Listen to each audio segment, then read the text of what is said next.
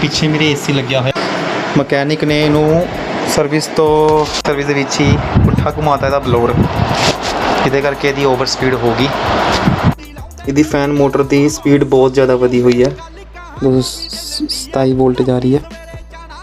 ਤੇ ਜੈਕ ਜੁਕ ਸਾਰੇ ਲੱਗੇ ਹੋਏ ਆ ਪ੍ਰੋਪਰ, ਕੋਈ ਪ੍ਰੋਬਲਮ ਲੱਗ ਨਹੀਂ ਰਹੀ ਜੈਕ ਦੇ ਵਿੱਚ। ਮੈਂ ਤੁਹਾਨੂੰ ਔਨ ਕਰਕੇ ਦਿਖਾਣਾ। ਇੰਸਟੈਂਟ ਹੀ ਸਪੀਡ ਵੱਧ ਜਾਂਦੀ ਹੈ ਇਸ ਦੀ। ਆਵਾਜ਼ ਤੁਸੀਂ ਸੁਣੀ ਲਈ, ਮੈਂ ਹੋਰ ਨੇੜੇ ਦੀ ਸੁਣਾਉਣਾ ਤੁਹਾਨੂੰ ਆਵਾਜ਼। ਇਹ ਪ੍ਰੋਬਲਮ ਹੈ ਇਸ 'ਚ, ਮੋਟਰ ਦੇ ਪੁੱਠੇ ਚੱਕਰ ਘੁੰਮੇ ਹੋਏ ਆ ਸਰਵਿਸ ਦੇ ਨਾਲ। ਹੁਣ ਆਪਾਂ ਬੰਦ ਕਰਦੇ ਹਾਂ ਇੱਥੋਂ। ਫਲੈਪਰ ਬੰਦ ਹੋ ਗਿਆ, ਆਹ ਦੇਖੋ ਫਲੈਪਰ ਬੰਦ ਹੋ ਗਿਆ। ਫਿਰ ਵੀ ਮੋਟਰ ਬਹੁਤ ਤੇਜ਼ ਘੁੰਮ ਰਹੀ ਹੈ।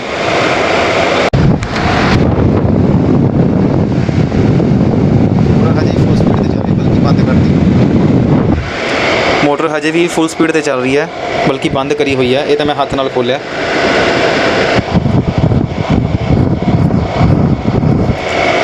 ਇਸ ਨੂੰ ਕਿਸੇ ਮਕੈਨਿਕ ਨੇ ਥੋੜ੍ਹੇ ਚਿਰ ਪਹਿਲਾਂ ਸਰਵਿਸ ਕਰਿਆ, ਔਰ ਸਰਵਿਸ ਕਰਦੇ ਬਲੋਰ ਇਹਦਾ ਪੁੱਠਾ ਘੁਮਾਤਾ, ਜਿਸ ਕਰਕੇ ਇਸ ਨੇ ਇਸ ਤਰ੍ਹਾਂ ਦੀ ਸਪੀਡ ਫੜ ਲਈ।